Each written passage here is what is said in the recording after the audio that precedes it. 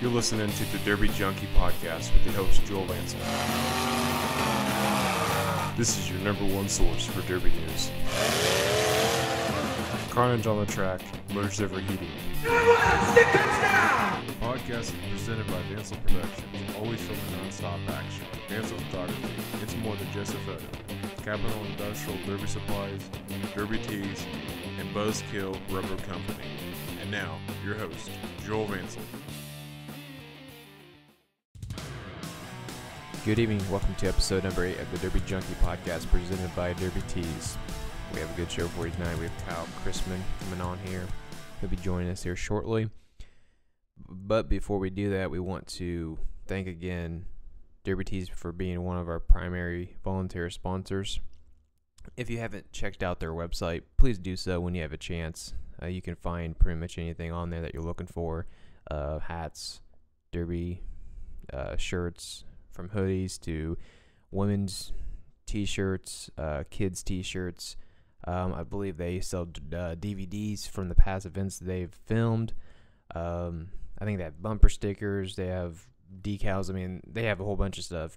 Check it out when you get a chance. Again, it's derbytees.com. It's been a couple weeks now since my last podcast, and I've been pretty busy trying to get a few things figured out for this podcast and how to make it more interesting for the future. What we're going to do is after this episode, I'm not going to be on here doing a podcast for about 2 months. I'll be honest with you. It's going to be about 2 months. It's not because I don't want to do it. It's because I'm a really, really busy person right now. People that don't know me, I work a full-time job like everybody else, but I also run my 2 businesses and do this podcast. So, yes, I am taking on a lot, but this is what I want to do. I want to do this. It's just, right now the season's not really, it's slowly getting there. You know, we've had a couple derbies take place here a couple weeks ago in early February, but the main season hasn't really kicked off yet. So, I wanted to get a lot of people on this show before the season kicked off, but a lot of drivers, promoters, derby businesses, they're getting ready for the 2015 season, and it's kind of hard to get a hold of them. I've been in contact with all of the above I just mentioned. It's just they want to be on the show at a later date, and that's fine. So I'm not going to do a podcast every single day or every single week that you just have me talking, because I know it's going to be boring and people don't want to listen to me talk all the time. I don't blame you. I want to get drivers on here. I want to get promoters on here, and so forth. I want to get those people on here, ask questions, make it more interesting so people can listen to this podcast and get interested in it. So that's pretty much my next couple months. We're going to do this podcast right here tonight, and then you won't hear from me for probably until about mid-April. Again, I will post updates on my Vansel Productions page to kind of keep you guys up to date on what I'm doing next. I can't say who's going to be on my podcast next, but I can give you a few people that have confirmed and said yes, they will be on my podcast. But again, they want to be April, May. They want to be on the show then. I know probably first up will be John Fawcett. He's a promoter that runs the Central Indiana. He does the Indiana State Fair Derby. He did that last year for the first time, and definitely he had a good turnout. He also does some county shows in Clinton County, Frankfort, Indiana, and then Tippecanoe County and Lafayette, Indiana. So those are pretty much the 3 areas that he's going to be at this year. We also have one of our volunteer sponsors, Capital Industrial Derby Supplies, Nate. And I always mispronounce Nate's last name, but he'll be on, and I'll make sure I get his last name pronounced right. But those 2 have confirmed for sure, and I've been talking with a few drivers. They haven't confirmed yet, though. They're kind of iffy right now, so hopefully I can get a answer here shortly. But again, that's kind of my update right now on my podcast. and we'll move from there. Before we get Kyle on, a quick note. If you have not heard, and I just heard about this. So news out in Lebanon, Indiana, Boone County, that Ben Beasley, the promoter, this is his second year. He's going to be doing another fair show, but he's going to be raising the prize fund for the stock show. He's looking at $2,500 for first place, $1,000 for second place, $750 for third, $500 for fourth, $250 for fifth. That's a pretty good payout especially for a county fair show. $2,500 for first place. I could see a lot of drivers looking into this derby for the stock show class. But there's one little question that he's got. He wants to know if drivers want to do modified, stock, and mini the same as last year, or if they just want to do just like a stock and mini. So probably he's probably thinking, and he had a little comment that he posted on WeCrash here a little bit of, it's been a couple weeks ago maybe. I'm not sure, but anyways, he posted it on WeCrash, and I just saw it. That he's seeing that modifieds is going down and stock class is rising. So he thinks that there's going to be a lot of stock cars. So should we do heats and then just have a mini class for a filler and then do the feature for stock? And I think that's what he's kind of looking at. Or should we just do modified, stock, and mini? So he wants to know your feedback. So if you can get on WeCrash, comment, give your feedback. But anyways, drivers are welcome to do that. Again, I just wanted to pass that along. I thought that was pretty interesting, and hopefully that can be a good turnout for those guys down there. But with that said, we're going to have Kyle Chrisman on the line next. You're listening to the Derby Junkie podcast. It's just not a newscast, it's a podcast. Join me on the Derby Tees hotline is Kyle Chrisman from Martinsville, Indiana. Kyle, thanks for joining me on the program. Hey, thanks for having me. It's nice to be here. So what's in store for you for 2015? What kind of cars you running, and where you gonna run them at? Well, I've already started off 2015, and so far it's been kind of a rough year. I have an outlaw car that I've built for Sturgis, Kentucky at the Redneck Rumble, and I got to run down there. And I ran for about 3 minutes. My power wire on my distributor came off. So that was kind of rough going all the way down there and having a disappointing run. But I do plan on trying to be at the State Fair again, running mini cars. I'm not sure on what kind of car I'm going to have yet. It depends on their wheelbase rules because I do have a Lumina lined up. But then again, if they won't let Luminas through, I'm going to have to get something smaller. So, would you finish at Sturgis? What was your class? I don't even really know. I was one of the first people out. I ran for like 3 minutes. Okay. Was there a lot of minis? I mean, was it sold out? Yeah, it was a completely sold out show. There was 35 people in my class, and it was just rough. I saw pictures of the show. I didn't hear results, but I heard there was there close to 100 cars that showed up to that? Yeah, there was 6 classes, and all of them had at least 30 of them in it each class. So, I mean, there was the 5-foot mini cars. There was the 5-foot full size. There was 2 smash it classes and a local old school and everywhere else old school class. And all of them had 30 cars in them. Wow. Okay. So you're looking at quite a big show. Yeah, they had also I saw like an open class, like you can pretty much do whatever you wanted to your car, and I saw what was it? You might have saw it was the 057. I don't know what kind of car it was because I couldn't tell, but I saw pictures of it, but it looked like they just put completely metal all over the whole body and the frame. It was ridiculous. Yeah, I think you're talking about that black and white Crown Vic from Ohio. Was it a Crown Vic? Yeah, that started out as a box Vic, and that was more of a 25-foot car.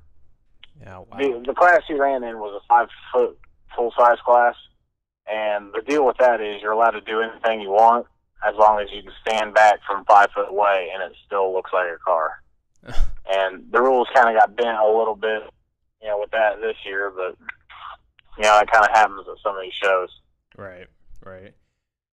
So, even though that you didn't do too well at this show here in 2013, you won the Indiana State Fair, the mini class.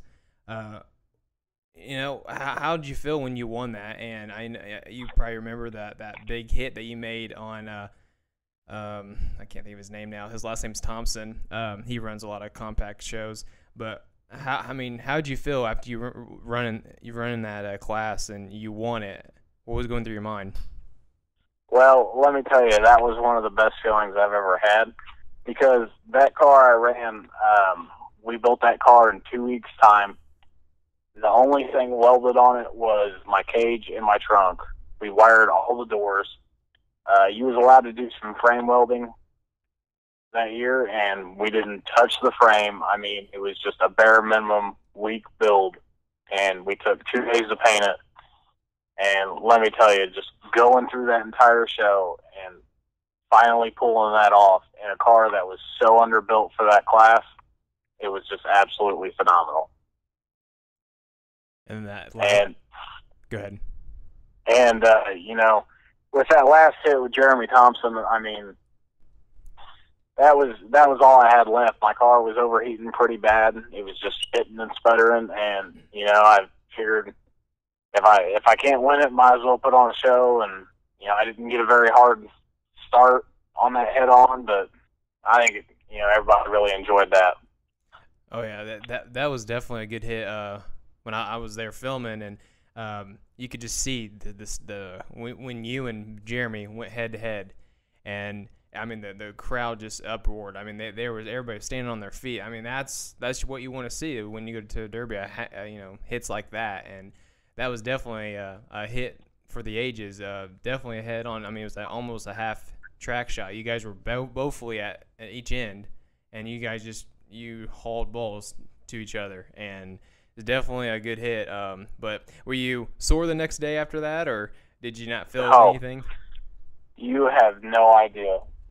My back, my neck, I mean, we absolutely beat the heck out of each other that day. And, Jeremy builds a really hard car, a really hard Mustang, and, that's all he runs, and his cars are just wicked. Oh, yeah, he's a good builder. Yeah, he is. So, speaking of, cars and everything, what kind of motors do you run? Do you run 4 cylinders, or do you run 6 cylinders, or what do you prefer? Well, to tell you the truth, in my front-wheel drives, I do like a good 4-cylinder. I ran quite a few Cavaliers, which is what that State Fair car was. Mm-hmm. Here recently, I've got a V6 that I run in the rear-wheel drives, and, I haven't quite got that all the way dialed in yet. But, really, I enjoy the front-wheel drive cars a little bit better because, everything's just all dialed in from factory, and you really ain't got to worry about it except for going through all your wires and moving your computer, being sure you tape up every single plug. Because I'm telling you, I've literally had plugs come unplugged and literally kill the entire car, and then I get back to the shop and I plug it up and it fires right up. Wow. Yeah. So really the front wheel drive cars, really the 4 cylinders are the way to go. They just handle the heat a lot better. And but I've always been into the smaller cars and not really into the mid-size. Do you prefer front wheel, or do you prefer rear drive cars?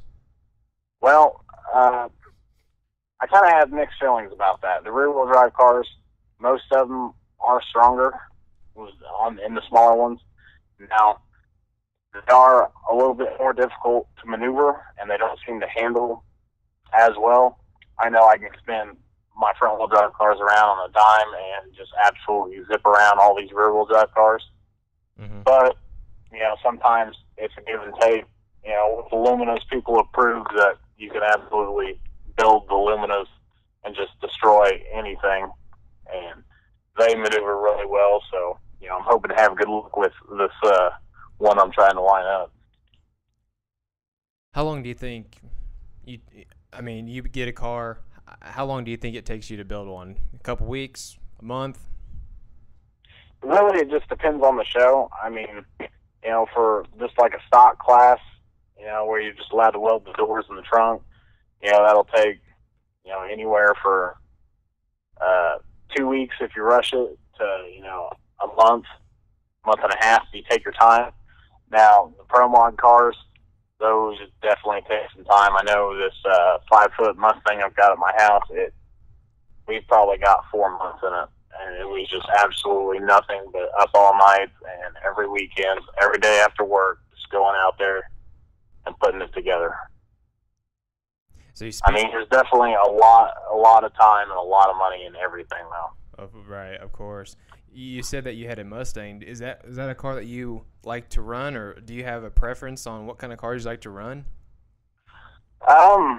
Really, I haven't gotten to a lot of the rear-wheel drive cars quite yet. I ran, a Ford Fairmont wagon 2014 at the State Fair, and that car was too rusty, and I didn't like it at all.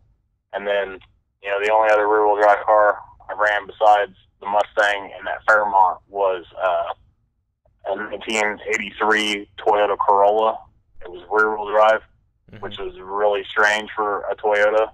That thing, I've got pictures on my Facebook page, and it absolutely would not stop. It had a carbureted 1.8 liter 4-cylinder in it, and I made it through 2 derbies. It was a Friday and a Saturday night. I won Friday night. I got second Saturday night. Then I ran an autocross show, which was for JRS, and I lost the radiator Friday night at the Derby, so we looped the hoses, filled it full of water. I ran a 25-lap feature in the autocross, and by lap 5, I was out of water, and it did not stop at all. I drove it onto the trailer after that show, and I took it out, and I derbied again, and I did cross-track head-on with Bo Haynes and a Mustang 2, and absolutely destroyed it. Destroyed the Corolla. Not the Mustang. The Mustang totally killed that Corolla. Places that you want to run. You said you ran at the State Fair, so that's probably one thing that you can check off your list. Any places that you want to run that you haven't, you want to give it a shot?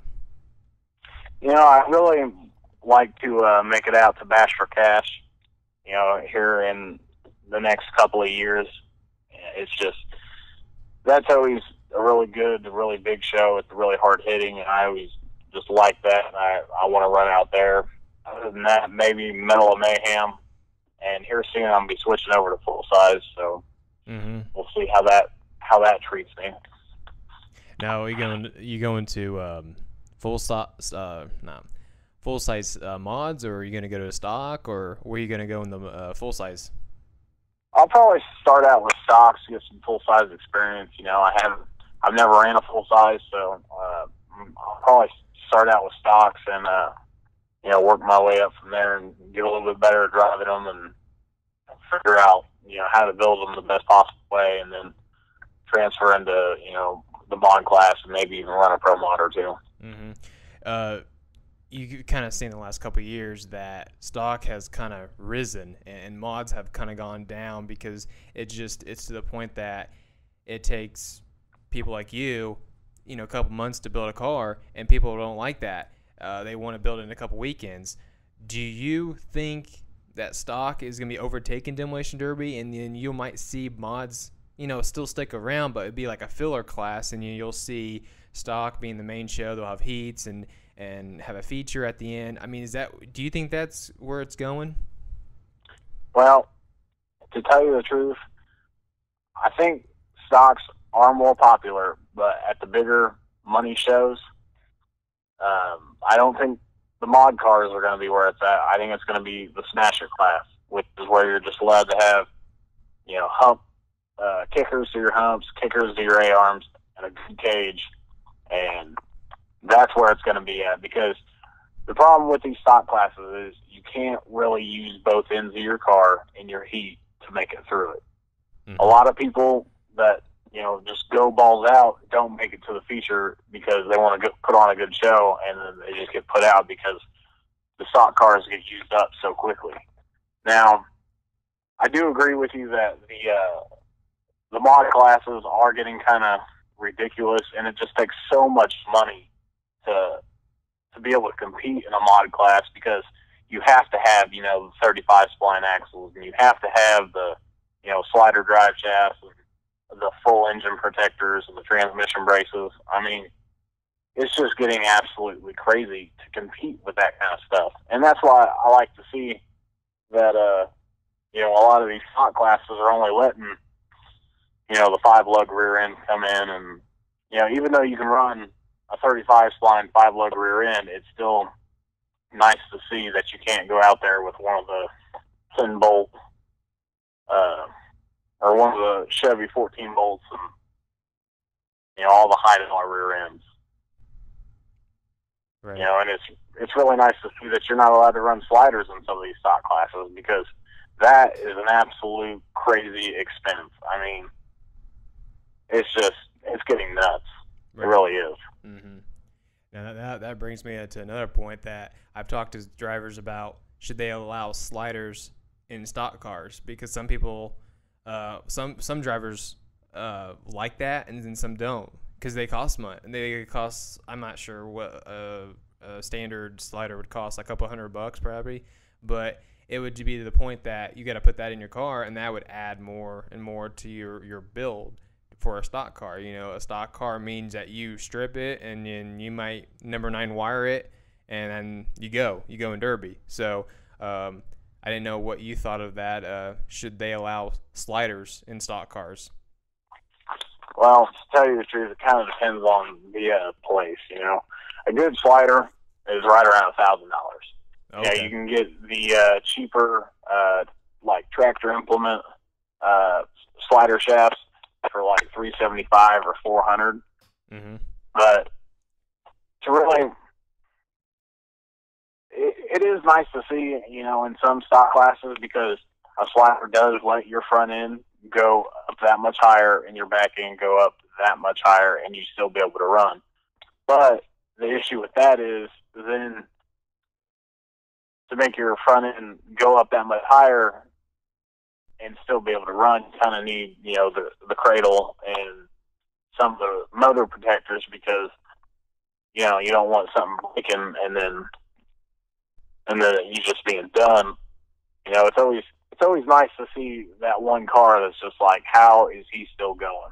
Right. And, sometimes that happens in a stock class, and sometimes it don't. Mm-hmm. Now, switching back to compacts, for you, what kind of rules do you think, or what kind of rules, I would say, that you want to see enforced, that you like to have a promoter put into the class? Is there like something that you think that, they need to add that because it would help out the compacts, or should they, or the rules that you've been running, they just keep them the same and just continue to run them? Well, I really do like John Fawcett's rules. I think he has a really nice set of rules for the compacts, and it is kind of biased with his rules, though, because you're allowed to have kickers to your frame up front, and you're allowed to have you're either allowed to have A-arm kickers, or you're allowed to have a kicker to your distributor protector. The reason I say that's biased is because you can't really do that to a front-wheel drive. Mm-hmm. But I think it's nice to be able to, have all your doors welded, have a decent cage, and have your trunk welded, and be able to put on a good show because your car's, pretty stout, rather than going out there and, just gutting going up. I mean, I don't really like the full-out blown pro mods. I really don't like the whole gut and goes. I like to have a good intermediate, kind of like a smash it class, for instance, where you're allowed to have a decent tank protector to where, on a front wheel drive, when you do use up the back end, you can really use it up. Mm-hmm. and not have to worry about, blowing your tank out or anything like that. Do you feel like when you go to, county shows or even big shows, do you feel like you're to the point that you're underbuilt, or that you need to kind of be overbuilt, maybe do a little bit more welding to the car, or do you have that issue, or do you think that when you build a car you feel confident that you'll do well? Well, I don't mean to sound self-conceited or anything, but most of the time when we take a car, we normally come to compete. It doesn't really matter if we are underbuilt or if we are overbuilt. We always come to compete, and it doesn't matter, if we are underbuilt, because like I proved at the 2013 State Fair show, I hate to sound like this, but I can really drive a car. I mean, I just never seem to have, an issue unless it's something really small that takes me out early. And, as far as being overbuilt to these shows, compacts are always just kind of a filler show, and nobody really inspects them that hard. So, there is a lot of overbuilding out there, and people, getting away with stuff because they can. Mm-hmm. Oh, team show. Would you ever want to do a team show for compacts like they did at Middle Mayhem? I think last year they did that. Yeah, they did it last year. And then I think they're doing it again this year. Would you ever want to do a compact team show? I would absolutely love to do it, but the problem is I have a hard time having to get enough people to build a car to go up there. Being it is so far away, and a lot of people don't like to travel that far. And those cars were straight up crazy. I mean, those guys really built those cars, and I watched it and I seen it, and that was a really good show. And I would love to run the team show like that, but as far as it happening for me, I don't really see it happening because, just having people that would go up there and run with me. Right. Yeah. Like you said, you watched it. I watched it off pay-per-view. My brother and his buddies went, and he told me about it. He said he's into full size. He runs mods, but he was telling me he's not a big compact fan, but watching those team compacts really got him into it, because they were they were hitting hard. I've never seen drivers. Actually, it was to the point that I think one driver hit so hard he flew out of his car. I don't know if you saw that or not. I don't think I did. And I thought it was just they edited it, made it look like it, but they were showing highlights. And I'm not sure what car it was, but if you could probably search this on YouTube. And I'm not sure who had it, who filmed it, or who edited it, but someone, I'm not even joking, he had an in-car camera, and it was in the front. And the person got hit so hard, he actually, I don't know if he didn't have his seatbelt on, or if his seatbelt snapped. He actually threw through the windshield, and they actually stopped it when he did it. It was unbelievable. But of course, when he did that, it stopped and went to a different different car, so you didn't get to see the whole thing. But I had to play it back many times, and you could see the person just flying out of his windshield. I've never seen something like that. It's ridiculous, but again, those cars were definitely hitting hard, and it definitely showed a go see. And of course, there's DVDs available, I believe. I think Derby Tees was there filming the show. So, but yeah, it was a good show. Yeah, it was. Well, we're getting to the end of the podcast now. Is there any thank yous you want to mention to anybody? Anybody you want to thank? Yeah, I always got to brag about my crew. All the guys back at Caveman Racing do a great job. I couldn't do it without my two older brothers, Zach and Scott Chrisman. And my dad, he's a really big impact in my life. I'm sure you've seen at the 2013 State Fair, him running out there and jumping on my car. All those guys are really important to me, and I couldn't do it without them. And I always got some help from some other buddies. Will Rogers, and he just won the championship for J.R. Roush this past year, and he's a really good builder himself. And it's always nice to have the help, and I really appreciate all the things those guys do. Well, Kyle, I appreciate you coming on and taking time out of your schedule to join me on this show, and hopefully I'll see you at the State Fair this year. I plan on being there to film, and maybe I'll be all over the state of Indiana this year filming different events, so maybe I'll catch you around a couple times and catch up with you and see how you're doing. So again, take care, man. We'll see you soon. All right, thank you. Hey, see ya.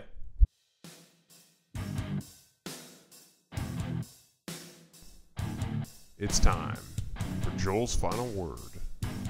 So here's my final word. A couple things to talk about, actually. This will be the last podcast for a couple months until about mid-April, and then I plan on starting it back up. Again, reminder, if you haven't liked my Facebook page, please like it. Advanced Productions. I put my podcast on that. Any updates, my schedule of my filming is on there. So please check back, and hopefully you'll see some new news for me. I will try to give up updates every couple weeks or every week if I can. Just trying to get more people on this show, more drivers, more promoters, businesses on here, just to get it more entertaining to listen to. And again, thanks for Kyle Chrisman coming on the show. It was awesome chatting with him and kind of seeing a different side. You know, we've been talking about, you know, stock and mini, or stock and mods, and now we went to the mini side, talking about compacts and seeing what he had to say about his side of what he does. So it was really cool chatting with him. Again, I say mid-April. I haven't set a date, but again, I will announce that here shortly in the next month or so. Hopefully, in a month, I can tell you guys when I will be back on this podcast, and we'll have another driver or promoter or a derby business on the show. But until then, guys, take care. We will see you next time.